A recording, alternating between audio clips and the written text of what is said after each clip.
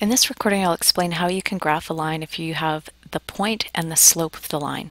So sometimes, like in this example here, you will be given the point and the slope.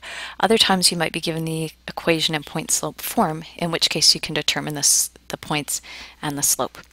So to start off here, we're going to plot the first point, which is at -2 and 1. So we go over -2, up 1.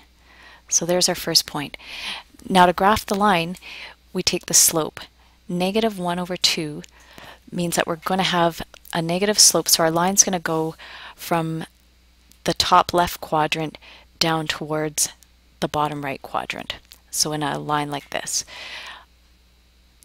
it's -1/2, so it means the rise is 1, so we're going to go up 1, and the run is 2, so we're going to over 2 this way. So our next point would be here, up 1, over 2, and so what we find is that in this case, our line is going to go through point B. So if we were to draw, our line would look like this, except straighter. Okay, so we'll take a look at another example. This time what I recommend you do is to pause right now and see if you can determine which point the line would go through if you're given the point 2, -4, and a slope of 3. So pause the video now and see if you can determine it.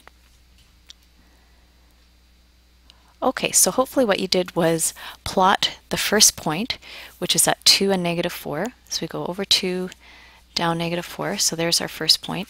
The slope is 3, it's positive, so that means our line is going to be going up towards the top right quadrant.